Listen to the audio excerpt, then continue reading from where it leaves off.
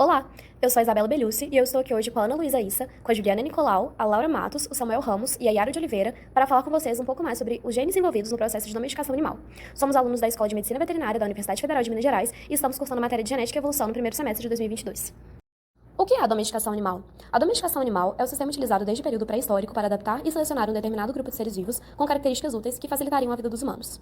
A domesticação foi marcante das primeiras populações sedentárias. Elas tiveram transformações no modo de vida que levaram a novas necessidades relacionadas à criação de animais, como de alimentação, produção de roupa, ferramentas de trabalho e de tração animal.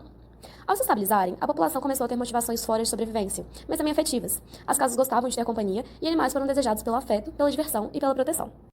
Neste contexto, a reprodução de animais foi direcionada visando a manutenção de características de interesse, gerando uma seleção artificial. Por exemplo, era dada preferência a animais que mostravam menor agressividade, maior facilidade de doma, maior flexibilidade na resposta ao estresse, ciclos de vida reprodutivos relativamente rápidos quando comparado aos dos humanos, e dentre outras características. Os animais domesticados apresentam menor agressividade, redução do medo, menor resposta de fuga, maior facilidade de doma e menor comportamento exploratório que seus respectivos selvagens, o que facilita consideravelmente o contato com seres humanos no dia a dia. Há registros arqueológicos e dados moleculares que mostram que houveram múltiplos eventos a partir da mesma espécie selvagem, da mesma maneira em que houve períodos de fluxo gênico entre animais domesticados e não domesticados. Ao definirmos domesticação animal, é importante dizer que ela é uma qualidade que se incute numa população inteira, através de gerações de convívio próximo com seres humanos. Há necessidade de particularidades genéticas. Animais individuais criados desde filhotes pelo homem podem afeiçoar-se aos humanos e tratá-los como família quando crescerem, mas seus filhotes ainda nasceriam selvagens. Na imagem mostrada, conseguimos identificar a linha do tempo do processo de domesticação animal. O primeiro animal a ser domesticado foi o cão, há cerca de 15 mil anos atrás, na Ásia. Em seguida, podemos pular 5 mil anos no futuro, o que nos deixa a 10 mil anos atrás, quando a ovelha, a cabra, o porco, a vaca e o gato estavam sendo domesticados também no continente asiático. A galinha foi um pouco depois, há cerca de 8 mil anos atrás. Já a lhama e a alpaca foram domesticadas na América do Sul, há cerca de 6 mil anos atrás. O dromedário, o cavalo, o búfalo de água e o camelo bactriano foram domesticados na Ásia no período de 5 mil a 4 mil anos atrás. Já o burro foi domesticado na África, também neste mesmo período. O iaque e o peru são os animais mais recentes a serem domesticados. O iaque foi na Ásia, enquanto o peru foi na América do Norte. Como comentado, o cão foi a primeira espécie animal a ser domesticada. Aconteceu antes da sedentarização dos seres humanos, quando eles ainda viviam da caça e da coleta. A divergência entre cães e lobos é estimada pelo menos a 27 mil anos, sendo a datação e a localização geográfica dos eventos uma constante discussão, mas conclui que pelo menos um evento ocorreu na Europa e outro na Ásia. O fluxo gênico entre diferentes linhagens pode ter fornecido parte do repertório genético para o extraordinário grau de diversidade fenotípica do cão doméstico. Foi durante a era vitoriana que ocorreu o surgimento do maior número de raças que são hoje reconhecidas, embora a seleção de raças caninas para funções específicas tenha começado por volta de 5 mil anos atrás. Falando sobre bovinos, eles têm importância para a humanidade desde suas aparições em pinturas rupestres, onde há a representação do auroch, o bos primigênios. Ele é um ancestral dos bovinos domesticados atuais, que são o bos taurus e o bos índicos. Pelo menos, um evento de domesticação dos bovinos ocorreu por volta de 10 mil anos atrás, no Vale dos Eufrates, pelo que o sequenciamento do DNA genômico e mitocondrial indica. A partir disso, diferentes linhagens de bovinos podem ter surgido de eventos de cruzamentos entre aurochs selvagens e animais domesticados. Já com relação a caprinos, o primeiro rebanho aponta aproximadamente mais de 10 mil anos atrás no Crescente Fértil. Eles foram domesticados visando a produção constante de lã, couro, carne e leite. Os suínos, os sus domésticos, tiveram a domesticação há 9 mil anos na região da Anatólia, que é a atual Turquia, a partir da espécie selvagem Sus scrufa. Por análises moleculares, foi descoberta a presença na Europa por volta de 7.500 anos atrás. Também foi percebido um fluxo gênico entre linhagens já domesticadas e selvagens. Outros eventos independentes foram citados e ocorreram há aproximadamente 5 mil anos no sudeste da Ásia, na China e na Índia. A domesticação de equinos, do Equus cabalus, ocorreu múltiplas vezes ao longo do tempo na região central da Eurásia por volta de 5.500 anos atrás, isso segundo evidências arqueológicas e genéticas. Houve eventos de fluxo gênico entre a população doméstica e o ancestral selvagem que hoje é extinto, o Equus ferus. Os felinos, por sua vez, apresentam uma antiga relação com o homem. Os primeiros registros arqueológicos datam 9.700 anos atrás no Crescente Fértil. É estudado que eles habitavam os recintos junto de humanos e que foram domesticados a partir do gato selvagem africano, o Felis silvestris libica. Com o passar do tempo, os felinos elegeram as cidades como seus habitats favoritos, pois é onde havia uma enorme oferta de roedores, ou seja, alimento em abundância. Consequentemente, foram relacionados ao controle de pragas, pois espantavam ratos com eficiência. Em sua domesticação, foram selecionados diversos genes relacionados à caça, como relativos à visão, audição e olfato. Chamamos de fenótipos da domesticação ou síndrome da domesticação o conjunto de características comuns que encontramos em espécies que passaram pelo processo de seleção artificial ou domesticação. Essas características são morfológicas e comportamentais. São resultados de uma intensa seleção humana por indivíduos mais dóceis, com a facilidade de doma e com outras características de interesse.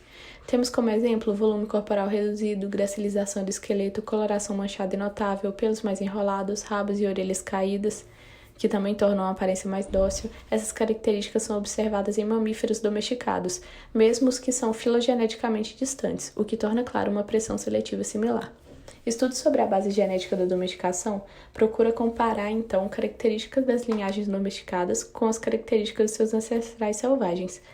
só que lidam com o desafio de que muitas das espécies ancestrais estão extintas ou são desconhecidas. Desse modo, utiliza-se para estudo as espécies filogeneticamente próximas ou de linhagens que preservam características da espécie ancestral.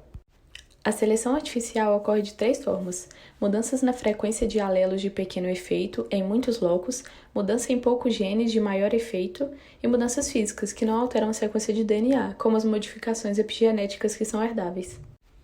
Alguns genes do processo de domesticação foram identificados através de estudos. Os genes MC1R e KIT são genes ligados à pigmentação, por exemplo, que forneceriam uma coloração forte e malhada, considerado um fenótipo da domesticação, como eu disse anteriormente. Em bovinos, o gene da miostatina, que limita o crescimento muscular, está associado aos animais de corte para a produção de carne. Já os genes ABCG2, esse codificador de proteína associado à proteção do feto contra xenobióticos, e DGAT1, codificador da proteína envolvida na síntese de triglicerídeos e, consequentemente, na formação do tecido adiposo, esses dois estão associados ao gado leiteiro. Há também os genes relacionados ao comportamento para animais dóceis na presença de humanos. Para a comparação dos níveis da expressão gênica cerebral entre ratos, foi realizado um experimento em que foram submetidos a um modelo de domesticação, no qual foi identificado locus para traços quantitativos associados à mansidão ou agressão. Observou-se mudanças morfológicas quando ratos domesticados foram comparados com os ratos selvagens. Na década de 1950, foi realizado um experimento para a domesticação de raposas. Para o experimento, reuniram 130 raposas prateadas para reproduzir a domesticação de cães a partir de lobos. O elemento inicial-chave a ser selecionado era a domabilidade para com os humanos. Em cada geração de crias de raposas eram testadas as reações das raposas com contato humano, selecionando as mais dóceis para criar a geração seguinte. Em pouco tempo, já era observado raposas sem medo dos seres humanos e ativas na tentativa de criar laços com os humanos.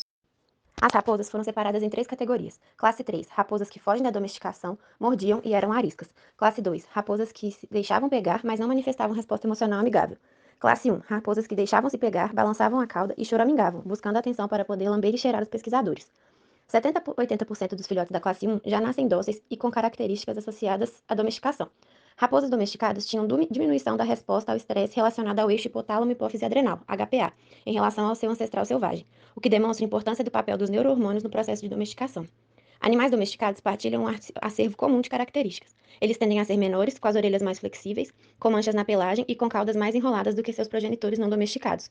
O fenótipo de domesticação torna os animais mais atraentes aos olhos humanos. A mudança de comportamento progrediu de forma extraordinária, sendo alguma alteração notada já na segunda geração, onde as reações agressivas aos seres humanos começaram a desaparecer. Não muito tempo depois, características comportamentais, como o abano de cauda e a busca por contato físico humano, foram notados, respectivamente, na quarta e sexta geração. As mudanças morfológicas começaram a ser notadas já na nona geração, apresentando características como orelhas caídas nas crias e variação na pelagem com manchas na testa e coloração malhada. Na 13ª geração, notou-se que a cauda das raposas enrolavam na presença dos humanos, e na 15ª, o seu encurtamento, apresentando vértebras coxígeas mais curtas, grossas e menos numerosas.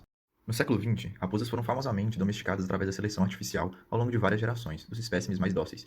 Esse experimento foi iniciado em 1959 por um grupo de pesquisadores do Instituto de Histologia e Genética da Academia de Ciências da Rússia. Os pesquisadores envolvidos nesse experimento de domesticação também selecionaram por várias gerações um grupo diferente de raposas, mas dessa vez mantendo apenas os espécimes mais agressivos. Os pesquisadores também mantiveram isoladas raposas que mostravam um comportamento neutro. Hoje, 60 anos e 50 gerações depois, Anna e seu time de pesquisa utilizaram esses 3 grupos de raposas para buscarem sequências no seu material genético. Com isso, fizeram um sequenciamento genômico da raposa vermelha, a espécie selvagem, e sequenciaram 30 raposas dos 3 grupos mantidos artificialmente. Eles identificaram 103 regiões genéticas que variavam significativamente entre esses 3 grupos. 45 delas entram em correspondência com regiões ligadas à domesticação canina e 30 delas previamente ligadas ao comportamento agressivo e mansos em raposas. Mas entre os genes revelados, um deles se destacou, o SORCS1. Esse é um gene que ajuda proteínas de transportes envolvidas na sinalização do sistema nervoso e na formação de sinapses, ajudando, portanto, na formação de memórias e aprendizado. Analisando esse gene durante 6 anos, os pesquisadores consistentemente mostraram que o comportamento delas estava ligado a variações no SORCS1. A maioria das raposas mansas carregavam a mesma variação desse gene. Isso sugere que durante o processo de domesticação, seus genes mudaram de forma a otimizar a memória e o aprendizado.